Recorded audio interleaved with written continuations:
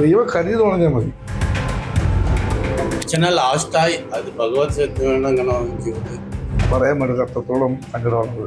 കല്ലു അല്ല ഇത്, ചിലരെല്ലാം കല്ല് അടിച്ച് എന്ത് പറയണത്, ഈ കയ്യും കാലം ഇറങ്ങാൻ പറ്റുന്ന അവസ്ഥയും അത്രത്തോളം കഷ്ടപ്പെട്ടതാണ്. നമസ്കാരം. കൊല്ലം നീണ്ടകരയിലാണ് ഞാനിപ്പോൾ നിൽക്കുന്നത്. കഴിഞ്ഞ ദിവസമാണ് നീണ്ടകരയിൽ ബോട്ട് അപകടത്തിൽപ്പെട്ടത്. സുമേഷിന്റെ ഉടമസ്ഥതയിലുള്ള ഹല്ലേലൂയ എന്ന ബോട്ടാണ് അപകടത്തിൽപ്പെട്ടത്. ബോട്ടിന്റെ നങ്കൂരത്തിലേക്ക് റോപ്പും വലയും കുരുങ്ങിയതാണ് അപകട കാരണമായിരിക്കുന്നത്. എന്നാൽ ഈ അപകടത്തിലെ രക്ഷാപ്രവർത്തനത്തിൽ 12 പേരെ രക്ഷിക്കാനായി ബംഗാൾ സ്വദേശികളും തമിഴ്നാട് സ്വദേശികളും അസാം സ്വദേശികളുമായിട്ടുള്ളവർ ഇപ്പോൾ ജില്ലാ ആശുപത്രിയിൽ ചികിത്സയിലാണ്. പക്ഷേ ബോട്ടിന്റെ യാതൊരുവിധ ഭാഗങ്ങളും ഇവിടെ നിന്ന് കൊണ്ടുപോകാൻ സാധിക്കാത്ത വിധത്തിൽ വലിയ രീതിയിലുള്ള റിസ്ക് അനുഭവപ്പെടുന്നുണ്ട്. ബോട്ട് ഇപ്പോഴും ഇവിടെ തന്നെ കിടക്കുകയാണ്. വലിയ കൂറ്റൻ ക്രെയിൻ ഉപയോഗിച്ച് മാത്രമേ ഈ ബോട്ട് ഇവിടെ നിന്നും എടുത്തു മാറ്റാൻ സാധിക്കുകയുള്ളൂ.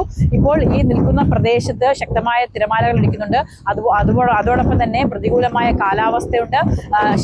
വലിയ രീതിയിലുള്ള ഒരു പ്രതിസന്ധിയാണ്. അതുകൊണ്ട് തന്നെ ഈ ബോട്ട് ഇവിടെ നിന്ന് മാറ്റാൻ സാധിക്കുകയില്ല.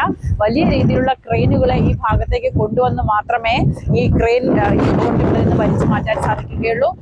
അതുപോലെ തന്നെ ശക്തമായ തിരമാലകൾ അടിക്കുന്നുണ്ട്. 12ഓളം പേരെയാണ് കഴിഞ്ഞ ദിവസം ഈ ബോട്ട് അപകടത്തിൽ രക്ഷപ്പെടുത്താനായത്. അപകടത്തിൽപ്പെട്ട ഉടനെ തന്നെ രക്ഷാപ്രവർത്തനം കോസ്റ്റ് ഗാർഡിന്റെ പോലീസിന്റെ നേതൃത്വത്തിലുണ്ടായിരുന്നു. പക്ഷേ ബോട്ട് എടുക്കാൻ പറ്റാത്ത സാഹചര്യത്തിൽ ഇപ്പോൾ ഇവിടെ തന്നെ കുടുങ്ങിക്കിടക്കുന്നതാണ് കാണുന്നത്. കഴിഞ്ഞ ദിവസം ശക്തികുളങ്ങരയിലെ ബോട്ട് അപകടത്തിൽപ്പെട്ട ആളുകളാണ് ഇരിക്കുന്നത്. ഇവരിൽ പലരും എല്ലാവരും അന്യസംസ്ഥാന തൊഴിലാളികളാണ്. ഇവരൊക്കെ കഴിഞ്ഞ ദിവസം ജില്ലാ ആശുപത്രിയിൽ ചികിത്സയിൽ പ്രവേശിപ്പിക്കുകയും പിന്നീട് വീട്ടിലേക്ക് മാറുകയും ചെയ്തവരാണ്. ഇവരുടെ റൂമിലാണ് ഞങ്ങളിപ്പോൾ ഉള്ളത്. ഇവരുടെ ഏറ്റവും നമുക്ക് ഇവരുടെ ജീവൻ തിരിച്ചു കിട്ടിയെന്നതിനപ്പുറം നമുക്ക് എടുത്തു പറയേണ്ട ഒരു കാര്യം, ഇവർ സ്വയം അതായത് ആ സമയത്തുണ്ടായ അപകടത്തിൽ നിന്ന് ഇവർ സ്വയം രക്ഷപ്പെട്ടു വന്നവരാണ്. ആ സമയത്തൊന്നും രക്ഷാപ്രവർത്തനത്തിന് പോലും ആരും എത്താത്തൊരു സാഹചര്യമായിരുന്നു. പെട്ടെന്ന് ആരെ അറിയിപ്പിക്കാൻ പറ്റാത്ത, അതായത് പുലർച്ചെ 3 മണിക്ക് നടക്കുന്ന അപകടമാണ്. അതുകൊണ്ട് തന്നെ അവർക്ക് സ്വയം രക്ഷപ്പെട്ടേ പറ്റൂ. അതുകൊണ്ട് തന്നെ അവർ അത്രയും സെൽഫായിട്ട് രക്ഷപ്പെട്ടു വന്നവരാണ്. പരസ്പരം രക്ഷപ്പെടുത്തിയും അല്ലേ, അങ്ങനെയൊക്കെ വന്നവരാണ്. ഇവർക്ക് പലർക്കും നന്നായിട്ട് മലയാളം ഒന്നും സംസാരിക്കാൻ അറിയില്ല. ചേട്ടാ, മലയാളം കുറച്ച് അറിയാം. എങ്ങനെയായിരുന്നു ആ സമയത്തെ അപകടം? അത് സമയത്ത് ബോട്ടിൽ പോയവരുടെ എഞ്ചിൻ ഓഫായത്, കല്ലു സൈഡിൽ ബോട്ട് എടുത്ത് പൾട്ടിയായിരുന്നു.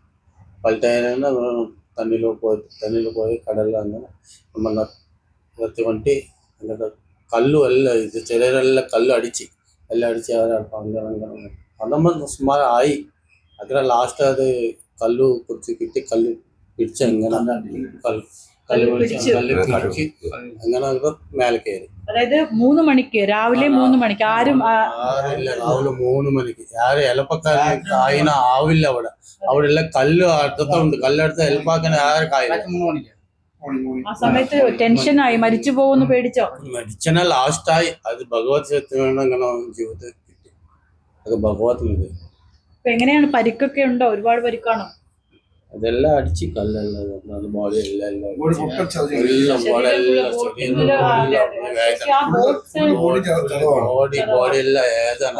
അടിച്ച് കല്ല് അടിച്ചു. ഫ്രാക്ചർ ഉണ്ടല്ലേ? ഇവിടെ ഫ്രാക്ചറായി,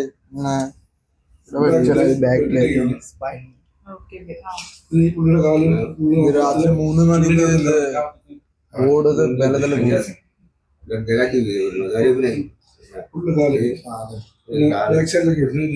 ബോട്ടിന്റെ ഇവിടെ എല്ലാം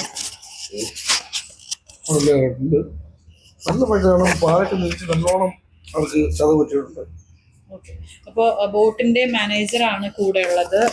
ചേട്ടാ, ശരിക്കും നമ്മുടെ ആ ബോട്ട് ഞങ്ങൾ ചെന്ന് കണ്ടിടത്തോളം ആ ബോട്ടിന്റെ ഒരു അവസ്ഥ കാണുമ്പോഴാണ് അത്രയും ലക്ഷങ്ങൾ ചിലവഴിച്ച് പറയാൻ പറ്റില്ല, അത്രത്തോളം സങ്കടമാണത്. കണ്ടവർക്കൊക്കെ അത് മനസ്സിലാക്കാൻ പറ്റും.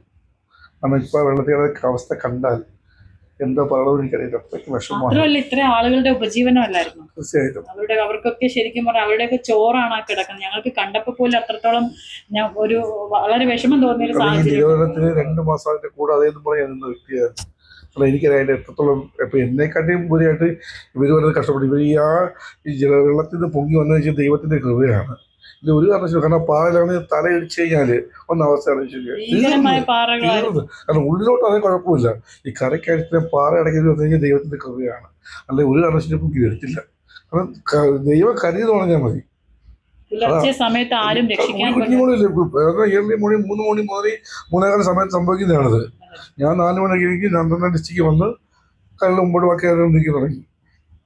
അത്രത്തോളം ഇത് ഫോൺ വന്നപ്പോൾ എനിക്ക് അത്യാവശ്യം ഡിസ്പോഷനായിരുന്നു.